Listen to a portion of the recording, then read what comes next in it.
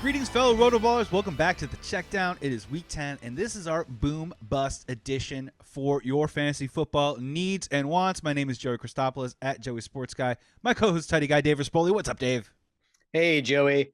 The curse, it's back. Our busts are booming, and our booms are booming.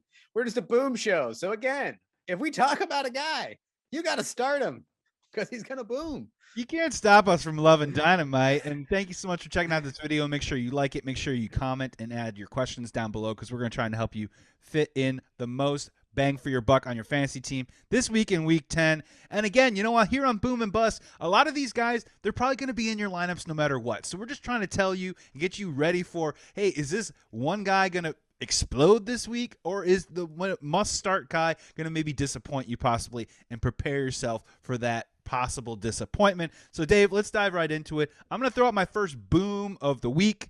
I'm going Najee Harris, running back for the Pittsburgh Steelers against the Detroit Lions. You know, the Steelers took care of business last night against our Bears. What can I say? But Najee Harris, again, punched in another touchdown. I believe he's got 4 in his last 5 games. The Lions, allowing the second most fantasy points to running backs this year. They've allowed 9 different players to post at least 14 fantasy points against them. They've allowed 10 rushing touchdowns this year, 6 receiving.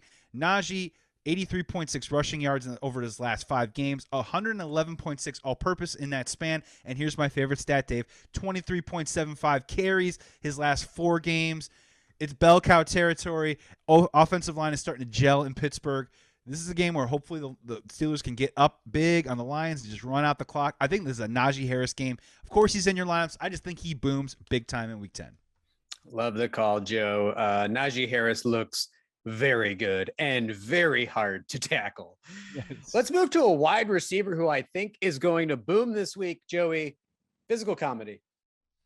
Who am I? You are the inflatable waddling. You're waddling duck. I'm a waddling duck, Joe. You got it. I'm going Jalen. Sounds like Bottle. Jalen Waddle versus Baltimore. Yeah. I mean, this may be a product of his environment. I mean, Devontae Parker's been out, Will Fuller's out, but good news. They're still going to be out this week. 10 targets last week, 12 the week before. Not knowing when this video is going to come out, so maybe it's tonight. Hopefully it's not yesterday. And you could still start him, but I'm calling it. I'll either look like a genius or a doofus. Big surprise. Baltimore, though they seem like a good defense, they are continually getting beat by really good, fast wide receivers. Yep. Justin Jefferson just put up 69 yards and a tutty. And of course, Jamar Chase, who absolutely roasted them for 201 and a tutty. Newsflash, Jalen Waddle, also really good. Also a great, really fast wide receiver, possibly the fastest in his class. I love the matchup. I like Waddle this week. Yeah, 10.75 targets his last 4 games. I mean, that's just something that you can really work with. And Dave, man, are you trying to tell me that Will Fuller's hurt again? I mean, are you really going to get out of your head and your skis on that one? Are you sure about that? I didn't even have to look it up. I just know he is. There is no timestamp. It is just perpetual. It is perpetual injury for Mr. Will Fuller, the 4th or maybe the 5th. It's copy and paste. Yeah. Our final boom for this week in Week 10 is, you know, kind of obvious. They're coming off a bye week, but we just love pretty much anyone that you want to throw into your lineup in DFS or in flex categories. It's the Tampa Bay Buccaneers wide receivers versus the Washington football team. All of them. Yeah, all of them. Every single one of them. Look, here's what I got so far. 7 different wide receivers have posted at least 80 receiving yards against the Washington football team. They've given up 11 touchdowns to the wide receiver position, and 13 wide receivers have had 10 fantasy points. They haven't played 13 games, Dave, which means there's a great chance at 1, maybe 2. Who knows, with the Tampa Bay Buccaneers, even 3 different receivers or offensive weapons can get at least 10 to 13 fantasy points against Washington football team. I mean, load them up, start them. We'll see what happens if Antonio Brown comes back in the fold. But obviously, Godwin, Evans, those are easy calls. You know, whoever's standing and upright against the WFT, I would roll with them for a boom in Week 10. 100%, Joey. Here's the math here. Best passing offense, second worst passing defense. Okay? Checks out. Yeah. What do you say we go to our bust? I'm going to throw out another wide receiver. Before the show, me and Joey were texting. We're trying to figure out who we want to nail down for bus. One of the names that popped up was Jerry Jeudy.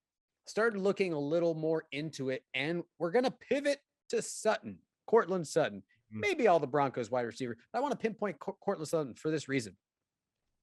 Since Jerry Jeudy's return, he's now bumped all the way down to third in team targets for 2 weeks in a row. He's been an absolute afterthought since Jeudy's return. And I looked into it.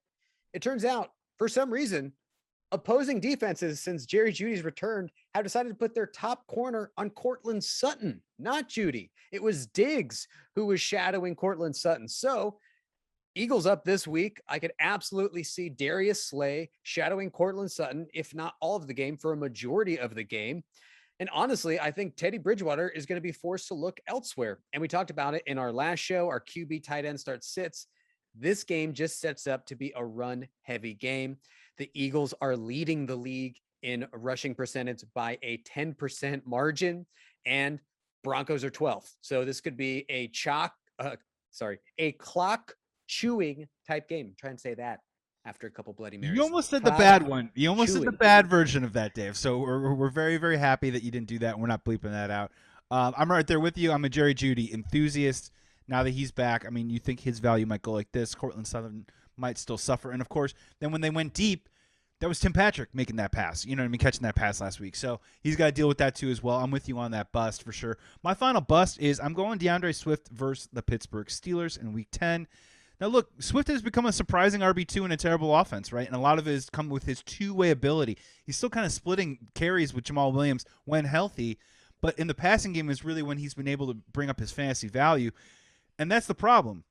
Swift averaging only 36 rushing yards a game this season. The Steelers in the passing game have not allowed a single touchdown to a running back receiving-wise, only 2 rushing all season. Not a great start right there. The Lions offense, it's been anemic, inept, abysmal, whatever adjectives you want to throw out there. It just hasn't worked out. And only 3 running backs against the Steelers have surpassed 10 or more fantasy points against them. I'm just not seeing it. Now, look, if you're in a full PPR, sure, maybe 7 receptions for 36 yards is going to get you that 10 or 11 points, right? I totally can see that possibly happening. But anything beyond that and getting in the end zone, I don't see it for DeAndre Swift this week. He is going to be a bust for me. And unfortunately, I think the Lions lose once again. Yeah, sorry, Lions fans, all 10 of you. My last bust is actually an entire receiving core. It's going to be Arizona taking on Carolina. I think this is pretty self-explanatory. Carolina giving up the 5th fewest fantasy points to opposing wide receivers. Then they got Stephon Gilmore, and now he's in the mix. So my guess is they'll be in the top 3 by, next week. Then we look at Arizona. Kyler's banged up. D-Hop is banged up. We don't know if he's going to play. If DeAndre Hopkins doesn't play, you're like, I guess I'll start Christian Kirk. He had a really good game last week. He had really good fantasy numbers because he threw a tutty. It was a beautiful pass, Christian. Honestly, beautiful touch on that pass. But is that going to happen every game? Probably not. I don't think you can start Rondell Moore. I don't think you can start AJ Green. I don't think you can start Christian Kirk. And with D-Hop banged up, we have some good data on when D-Hop is banged up in a game. His production falls off by a bit. If I have the choice, I'm probably sitting all wide receivers on the Cardinals. Dave, you're so right, and you're bringing it from your head, and let me bring a little bit from the heart on this one too as well. Please. Carolina's got that red light matchup, so not a great start. Look, I believe in the Cardinals, right? I think that they are. It's not a secret, one of the more elite teams in the NFC. But look, everyone, slowly roll. They're not going to go 15-2, all right? They're not going to go 16-1. This might be that little bit of that rough patch right now. Now, what happened to them last season with Kyler, couldn't stay healthy. It really burned them, so hopefully he can get healthy at some point and start to turn this around in the next month or so. But I'm just saying from a Cardinals perspective and fantasy perspective, these next 2 or 3 weeks might get a little dodgy, right? Chase Edmonds is going to miss some time, right? We don't know if AJ Green's going to be activated off the COVID list. We're not quite sure about that. And like you said, D-Hop's banged up.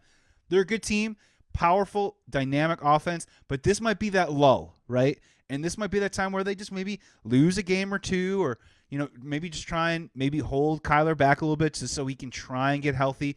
Huge win with Colt McCoy under center against the 49ers. And look, Sam Darnold doesn't get anyone scared either, but I think that Carolina defense can hold them in check. This just might be that moment where It just cools off a little bit for those Cardinals who have been so hot all season long.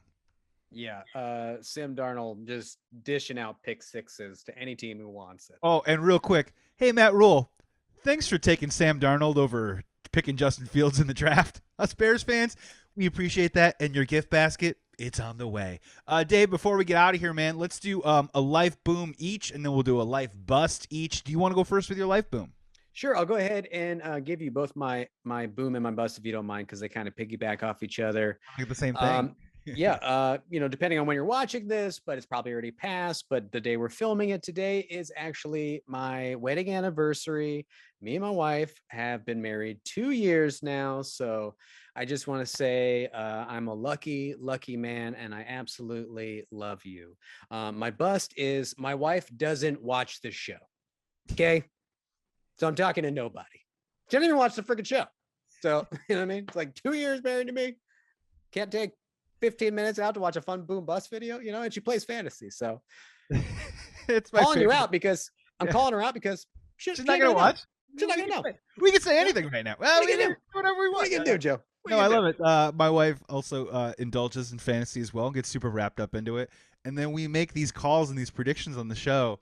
And she's asking me, and it's just obvious. It's just obvious. Yeah. It's not. There's no tuning in. I'm like, well, honey, if you listened to Yeah. Boom Busts on YouTube, My wife has last place in our league right now, Joey, our couples league, and she's always like, I'm like, why'd you play him? She's like, I don't know. How would I know? I was like, it's not like you're married to a tutty guy. I mean, it's not like there's someone in the house you could ask. Press this button, then like, and then comment and below. That's how we all do it here on the Boom Bust thing. I love that. I love that very much. My life boom. We're doing this on a Tuesday, so by the time this comes out, everyone in the world has seen it. But life boom, Dave, the new Ghostbusters trailer with a certain man named Bill Murray speaking at the very last couple seconds. The whole Harrison Ford Chewie we're home moment in a Ghostbusters trailer, a couple weeks away. Big life boom. Also, life boom. It's fall outside. Just throwing it out there for chicken pot pies. If you're not a fan, unfamiliar, you have to do it. And if you are familiar, this is the season, guys. This is pot pie season. So just dive right in there. Life bust, Dave. Where do I begin? Really? Maybe a Cassius Marsh taunting penalty. Maybe it's Tony Correnti against my favorite football team. Maybe it's the fact that my favorite football team lost to my wife's favorite football team and I lost a marriage bet. I'm not really sure. Or Dave, should we just say daylight savings time? Because I'll let you pick. Door number 1, door number 2, door number 3. Because daylight savings time, what are we? We're not in charge of time unless you're Doctor Strange. This doesn't make any sense. Like I don't understand it anymore. We ain't farmers. Oh, buddy, just wait until you have a baby and you see what daylight savings time does to a baby. Our baby's up now at like 5 a.m. Like, is it good? You're like, no, it's not. Go back to bed. Gotta start the day, Dave. Send that fax. Gotta send that fax. Poop in that diaper. Gotta start the day. You recording a podcast today? I don't care.